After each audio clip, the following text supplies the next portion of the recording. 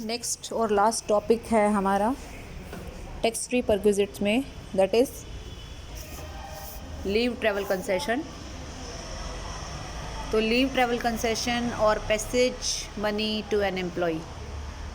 एक एम्प्लॉय को एम्प्लॉयर के द्वारा जब छुट्टियों पर जब वो यात्रा करने जाता है या घूमने जाता है तो उसके लिए जो कंसेशन दिया जाता है उसे हम कहते हैं लीव ट्रैवल कंसेशन। हिंदी में बोलेंगे इसको अवकाश यात्रा रियायत, राइट। अब इसके कुछ रूल्स हैं, पहले वो ध्यान में रख लेते हैं। सबसे पहले तो ये एग्जेम्पशन इंडियंस को भी अवेलेबल है और फॉरेनर्स को भी है, ठीक है। दूसरी बात जो है, आपको जो अमाउंट दिया जाएगा ना, मतलब जो आपका खर्चा होगा, जैसे मान लो मैं यात्रा पे गई हूँ, मेरा 2 लाख रुपए खर्च हुआ 1%, तो एग्जेम्पशन मुझे ज़्यादा से ज़्यादा 2 लाख मिल सकती है। 2 लाख से 1 रुपया भी फालतू नहीं मिल सकती, क्योंकि जो ट्रैवलिंग का एक्चुअल खर्चा होता है वही तो एग्जेम्पशन मिलेगी ना, उससे ज़्यादा कैसे मिल सकती है, ठीक है। एग्जेम्पशन हमेशा एक्चुअली इनकर्ड प्राइस के लिए या अमाउंट के लिए मिलती है, इससे ज़्यादा के लिए नहीं मिलती। तीसरी बात, अब ये कैसे सीन है, इसमें थोड़ा सा आपको ध्यान में रखना है कि एक तो आपके एम्प्लॉयर से ऑब्वियसली आपको मिल रही है ये सुविधा, और ये आपके लिए आपकी फैमिली मेम्बर दोनों के लिए पॉसिबल है। फैमिली में वही सेम केस आएगा जैसे मेडिकल बेनिफिट्स में था कि इंडिविजुअल खुद, उसका स्पाउस यानी उसका लाइफ पार्टनर, बच्चे, और उसके अलावा ब्रदर, सिस्टर और पेरेंट्स, ये उसके फैमिली के मेंबर माने जाएंगे, जिसमें ग्रैंडफादर वगैरह नहीं आते, ये ध्यान में रखना, या कोई और रिश्तेदार नहीं आएगा। ये लोग भी तभी आएंगे जब ये उनके ऊपर डिपेंडेंट होंगे, वरना ये भी नहीं आएंगे, ठीक है। जहाँ तक बच्चों की बात है, फैमिली का मतलब हो गया क्लियर। बच्चों की बात में थोड़ा सा मैं आपको एक पॉइंट इसमें एक्स्ट्रा भी है, ये आपको सिर्फ 2 बच्चों की, ज़्यादा से ज़्यादा मतलब 2 बच्चों की स्थिति में मिलेगी। जैसे हस्बैंड वाइफ हैं और 2 बच्चे हैं, अगर मान लीजिए 3 बच्चे हैं तो तीसरे बच्चे की सुविधा के लिए सुविधा नहीं मिलेगी। उसका किराया अगर आप भरते हो और उसके लिए कोई कंसेशन मिलता है तो वो पूरा का पूरा आपका टैक्सेबल होगा। लेकिन 2 बच्चों तक के किराए का अगर कंसेशन मिलता है तो टैक्सेबल नहीं होगा, ठीक है। अब ये 2 बच्चों की जो स्थिति है इसको थोड़ा और क्लियर कर देते हैं। ये है कि अगर 1/10/1998 1/10 यानी 1 अक्टूबर 1998 के बाद ये सुविधा आपको सिर्फ 2 बच्चों तक के लिए मिलेगी। अगर वो 1/10/1998 से पहले का उनका बर्थ है उन बच्चों का, तो चाहे 3 बच्चे हों या 4 बच्चे हों, सबके लिए मिल जाएगी, ठीक है। यानी कि ये जो अभी मैंने बोला ना कि ये सुविधा सिर्फ 2 बच्चों के लिए उपलब्ध है, तो ये उन्हीं 2 बच्चों के लिए है जो जिनका डेट ऑफ बर्थ जो है 1 अक्टूबर 1998 के बाद है। उससे पहले के जो बच्चे पैदा हुए हैं उनके ऊपर ये प्रॉब्लम नहीं आएगी। उनसे पहले जो भी बच्चे हैं उन सब के लिए अगर LTC आप ले रहे हैं तो वो सारा का सारा हमारा टैक्स फ्री हो जाएगा। दूसरी बात, अच्छा मान लीजिए अब वो बच्चे 1/10/1998 के बाद पैदा हुए हैं, लेकिन कभी कभी ऐसा होता है कि जैसे एक बेबी है और उसके बाद दूसरी बार जो है बर्थ में ट्विंस हो गए या ट्रिपलेट्स हो गए। अब एक ही बर्थ में कई बार 2 जुड़वा बच्चे पैदा हो जाते हैं, तो मान लीजिए एक बच्चा पहले से है, दूसरी बार जब बर्थ हुआ तो 2 बच्चे हो गए, तो टोटल आपके 3 बच्चे हो गए। तो अभी फिर तो वो 2 बच्चों वाला केस नहीं बन पाएगा ना, फिर तो भैया तीनों बच्चों पर ये बातें लागू होंगी। फिर तो मतलब तीनों का आप कंसेशन भी ले सकते हो और वो टैक्स फ्री भी होगा। फिर से बता रही हूँ, फैमिली का मैं क्लियर कर दिया। फैमिली में मैंने बोला कि हस्बैंड वाइफ और बच्चे हो गए और फैमिली के मेंबर्स हो गए जो डिपेंडेंट हैं। बच्चों का जो बर्थ है वो 1/10/98 के अगर बाद का होगा तो 2 बच्चों के लिए ही ये सुविधा उपलब्ध होगी, और 1/10/1998 से पहले के ऊपर ये प्रॉब्लम नहीं आएगी। या फिर अगर 1/10/1998 के बाद के भी बच्चे हैं तो अगर एक से ज़्यादा मल्टीपल बर्थ, उसको बोलते हैं मल्टीपल बर्थ, मतलब एक बार में ही अगर 2 बच्चे हो जाते हैं या 3 हो जाते हैं, उन पर भी ये प्रॉब्लम नहीं आएगी। तो उनको सारों को कंसेशन मिल सकता है और वो टैक्सेबल नहीं होगा, ठीक है। अब जो लास्ट पॉइंट है वो ये कह रहा है कि एग्जेम्पशन मिलती कैसे है। ये हर 4 साल में ये स्कीम स्टार्ट हुई थी 1986 से, और हर 4 कैलेंडर ईयर में, कैलेंडर ईयर होते हैं हमारे 1 जनवरी से 31 दिसंबर तक। इनकम टैक्स में हमारा एक फाइनेंशियल ईयर होता है, हम हमेशा फाइनेंशियल ईयर लेकर चलते हैं, और वो होता है 1 अप्रैल से 31 दिसंबर। लेकिन जब हम LTC की बात करते हैं तो एलटीसी में हम ब्लॉक बोलते हैं। ब्लॉक होता है 4 सालों का, और 4 साल कौन से लेने हैं, जो कैलेंडर ईयर होंगे, यानी कि 1 जनवरी 98 से। तो ये सुविधा आपको 4 साल में 2 यात्राओं के केस में मिलेगी, ये एलटीसी की सुविधा, ठीक है। और अगर मान लीजिए 4 साल में कोई भी इंडिविजुअल इस सुविधा का लाभ नहीं उठा पाता है, तो उसको आगे आने वाला जो ब्लॉक होगा, मतलब 5वां साल जब स्टार्ट होगा, तो 5वें साल में वो पिछली एक यात्रा की सुविधा ले सकता है। फिर से बता रही हूँ, आपको 4 सालों के एक ब्लॉक में सुविधा मिलेगी, दो जर्नी की, 2 journey in respect of 2 journeys. सुविधा ये हमारी 1986 से स्टार्ट हो चुकी है। कैलेंडर ईयर देखना है, फाइनेंशियल ईयर नहीं देखना है। और अगर आप 4 सालों में ये सुविधा नहीं ले पाते हैं, तो आप आने वाले 5वें साल में, यानी कि अगले ब्लॉक के पहले ईयर में आप ये सुविधा ले सकते हो। उसके बाद आपको ये सुविधा नहीं मिलेगी, वो लैप्स हो जाएगी, ठीक है जी। ओके, अब चलते हैं आगे। इसकी एक सिस्टम क्या है, क्या क्या मतलब एग्जाम्शन कैसे होगी, क्योंकि टैक्स फ्री परक्विजिट बोला ना, तो टैक्स फ्री का मतलब तो एग्जाम्शन होनी चाहिए, लेकिन कुछ कंडीशन के साथ होती है। टर्म्स एंड कंडीशंस हैं। जैसे सबसे पहले अगर मान लीजिए आपने बाय एयर यात्रा की है, तो बाय एयर में जब आप यात्रा करते हैं तो उसमें 2 क्लासेस होती हैं, एक बिज़नेस क्लास होता है, एक इकॉनमी क्लास होता है। तो नॉर्मली हमें इकॉनमी क्लास का किराया का ही मिलेगा। मान लीजिए मैंने बिज़नेस क्लास में यात्रा की है, मैं चाहे कैसे मर्जी यात्रा करूँ, मैं अपना प्लेन किराए पे ले लूँ, उससे कोई फ़र्क नहीं पड़ता। मेरा एम्प्लॉई मुझे क्या दे रहा है वो मैटर करता है, क्योंकि जो मेरा एम्प्लॉई मुझे देगा ना, उसका कितना पार्ट टैक्सेबल है और कितना नहीं है, ये मैटर करता है, ठीक है। तो मान लीजिए मैंने यात्रा की है, जर्नी की है बाय एयर। तो बाय एयर में जब आप एयरलाइंस के थ्रू जाते हैं, तो उसमें इकोनॉमिक क्लास का जो किराया होता है शॉर्टेस्ट रूट से।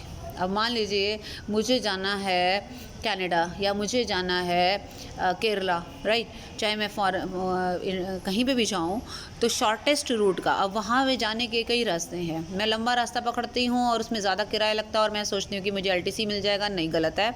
एलटीसी आपको हमेशा शॉर्टेस्ट रूट का मिलता है। आप कहाँ से चले और आप कहाँ जाना चाहते हो, उन दोनों जगहों के बीच में सबसे छोटा रास्ता जो होगा, उसका इकोनॉमी क्लास का जो किराया बनता है, या तो वो मिलेगा, या अगर आप बिल प्रोड्यूस करते हो, एक्चुअली जो आपने खर्चा किया है वो, उन दोनों में जो कम अमाउंट बेटा होगा ना, वो हमारा टैक्स फ्री हो जाएगा। फिर से बता रही हूँ, बाय एयर का शॉर्टेस्ट रूट का किराया, या फिर एक्चुअल अमाउंट, मान लो मेरा एक्चुअल अमाउंट खर्च हुआ 2 लाख रुपए, और किराया अगर मैं बाय एयर जाती और मेरा किराया बनता 1.5 लाख रुपए, तो दोनों में कम कौन सा है, 1.5 लाख है। तो 1.5 लाख एग्जाम्प्ट हो जाएगा, लेकिन वो 1.5 लाख तभी होगा जब 1.5 लाख मुझे मिला होगा। मेरे एम्प्लॉयर से मुझे मिला ही 1.40 है, तो 1.40 एग्जाम्प्ट होगा, राइट।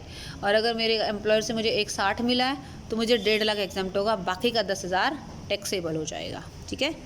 दूसरे नंबर पे आ रहे हैं, मान लीजिए आपने बाय एयर जर्नी नहीं की है, ओके, और वो डेस्टिनेशन, यानी कि आपकी जो मंजिल है, जहाँ आप जाना चाहते हो, यानी आपका जो जर्नी का जो रूट है, वो आपका रेल से कनेक्टेड है। कई बार ऐसा होता है ना कि मान ली मुझे केरला जाना है, और केरला से हरियाणा के बीच में रेल से कनेक्टेड ही नहीं है 1%, अगर मैं मान लूँ, ठीक है। यहाँ कह रहा है कि जहाँ मुझे जाना है वो रेल से कनेक्टेड भी है, और जर्नी लेकिन मैंने एयर को छोड़कर किसी भी मोड से की है, बाय एयर नहीं की है। बाय एयर होती तो मैं सीधा यहीं आ जाती। बाय एयर छोड़कर मैं जर्नी रेल से भी कर सकती हूँ, पब्लिक ट्रांसपोर्ट से भी कर सकती हूँ, रोडवेज से भी कर सकती हूँ, मैं अपनी टैक्सी भी कर सकती हूँ, कैसे भी कर सकती हूँ। तो फिर देखिए, दोबारा से बता रही हूँ, जब मेरा जहाँ से मैंने चलना है स्थान और जहाँ मुझे पहुँचना है वो रेल से कनेक्टेड हैं, और मैंने बाय एयर यात्रा नहीं की है, तो मतलब बाय एयर छोड़कर और किसी भी यात्रा की है, तो जो रेल में एसी फर्स्ट क्लास होता है, एक होती है ना, आपने देखा होगा कि रेल में भी कई तरह के डिब्बे होते हैं जिसमें अलग अलग तरह का किराया होता है, वो सुविधाओं के आधार पर होता है। एक एसी फर्स्ट क्लास होता है कि सेकंड क्लास होता है। तो एसी फर्स्ट क्लास का रेल फेयर, यानी रेल का किराया शॉर्टेस्ट रूट से, या जो आपने एक्चुअल अमाउंट खर्च किया होगा वो, उनमें जो कम होगा वो आपका एग्जैम्प्ट हो जाएगा, बाकी का टैक्सेबल हो जाएगा, ठीक है। अब इसके अंदर तीसरा पॉइंट ध्यान में रखिए। तीसरे में कह रहा है कि मान लीजिए रेल से कनेक्टेड ही नहीं है, नहीं है तो फिर ए और बी में आ जाओ। देखो अगर रेल से कनेक्टेड है ऊपर तो आप, और एयर से आपने की नहीं है तो आप ऐसे करोगे। और अगर रेल से कनेक्टेड ही नहीं है फिर इसको 2 पॉइंट्स में बांटोगे। क्या, एक तो वहाँ पर पब्लिक ट्रांसपोर्ट चलता है, जैसे रोडवेज़ वगैरह का सीन है, फिर एक पब्लिक ट्रांसपोर्ट चलता नहीं है, मतलब रोड का भी सीन नहीं है या कुछ ऐसा कोई पब्लिक ट्रांसपोर्ट है ही नहीं, तो 2 पॉइंट्स में हो गए, बांट दिया हमने इसको। तो जहाँ पर पब्लिक ट्रांसपोर्ट चलता है वहाँ भी आपने क्या करना है, आप मान लीजिए वोल्वो पे जाते हो, बस पे जाते हो, तो एक अच्छी डीलक्स बस का जो किराया होता है या फर्स्ट क्लास, उसमें भी क्लास होती है ना, एसी बस है, डीलक्स जिसे आप कह सकते हो, डीलक्स का किराया शॉर्टेस्ट रूट से या actual amount spend which ever is less, वो आपको आपका टैक्सेबल हो जाएगा, टैक्स फ्री हो जाएगा। ठीक है। Where no recognise public transport system exist, जहाँ पर पब्लिक ट्रांसपोर्ट सिस्टम है ही नहीं, तो वहाँ पे क्या करना है, वहाँ पर आपने फिर फर्स्ट क्लास और डीलक्स क्लास तो है ही नहीं ना, कारण क्योंकि वहाँ पे पब्लिक ट्रांसपोर्ट नहीं है, राइट। तो वहाँ पे फिर आपने ये वाला सेम ले लेना है, ये वाला एयर कंडीशन वाला एसी फर्स्ट क्लास का किराया या शॉर्टेस्ट रूट से या फिर जो भी आपका एक्चुअल स्पेंड है, अमाउंट स्पेंड है, विच एवर इज़ लेस। अब मैं दोबारा से एक बार आपको रिपीट करना चाहती हूँ इस चीज़ को। मोड ऑफ ट्रांसपोर्ट है एयर से, इकोनॉमिक क्लास का किराया और actual spend which ever is less. Number 2, अगर रेल से कनेक्टेड है और आप एयर से तो गए ही नहीं हो, ऑब्वियसली एयर से ना जाके आपने कोई भी तरीका इस्तेमाल किया हो, हालांकि उन दोनों के बीच में रेल का कनेक्शन भी है, तो एसी फर्स्ट क्लास का किराया और शॉर्टेस्ट रूट से और actual amount spend which ever is less, वो एग्जाम्प्ट हो जाएगा। तीसरे पे अगर रेल से कनेक्टेड नहीं है देन आप 2 देखोगे, अगर रिकोगनाइज पब्लिक ट्रांसपोर्ट है, और रिकोगनाइज का मतलब होता है जैसे गवर्नमेंट के नहीं चलते हैं, मतलब बसेज होती हैं या अप्रूव्ड जो व्हीकल्स होते हैं जो होते पब्लिक ट्रांसपोर्ट के, और प्राइवेट नहीं, पब्लिक ट्रांसपोर्ट की बात कर रही हूँ मैं।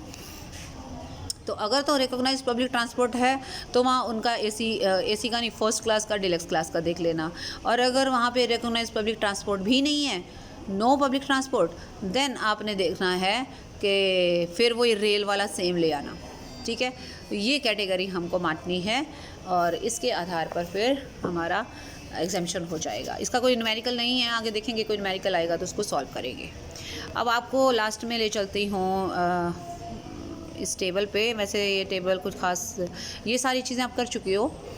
इसमें कह रहा है taxability of perquisites in case of specific employees and non specific employees, क्योंकि एक कैटेगरी आई थी ना हमारे पास स्पेसिफिक एम्प्लॉयज़ की, जिसमें हमने देखा था कि जैसे स्वीपर के बारे में, ये ना बीच में रैंडमली उठा रहा है, जैसे स्वीपर की बताया, और मैंने आपको क्लियर किया था कि स्वीपर, गार्डनर, जो भी अगर एम्प्लॉई ने लगा रखा है और एम्प्लॉयर पैसे दे रहा है तो सबके केस में टैक्सेबल होगा, स्पेसिफिक हो चाहे नॉन स्पेसिफिक हो। लेकिन अगर एम्प्लॉयर ने लगा के मुझे दे रखा है तो सिर्फ स्पेसिफिक के केस में टैक्सेबल होगा, दूसरे केस में एग्जेम्प्ट होगा।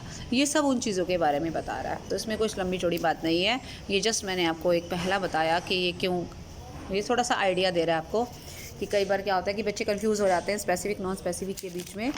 तो ये कुछ कैटेगरीज उसने उठाई हैं, सारे नहीं उठाए हैं, कुछ ही उठाए हैं, उसके आधार पर उसने बांट दिया है। तो ये चैप्टर आपका कंप्लीट होता है आज। आई थिंक मैंने आपको सारे के सारे पॉइंट्स कवर करवा लिए हैं, और फिर भी अगर कुछ लगा कि छूट गया है तो हम उसको देख लेंगे दोबारा से। अब हम प्रैक्टिस करेंगे एक आध न्यूमेरिकल की, और उसके बाद जो है आप इलस्ट्रेशन देखेंगे, क्वेश्चन देखेंगे, जो भी प्रॉब्लम हैगी वो आप शेयर करेंगे। Okay, bye bye and take care.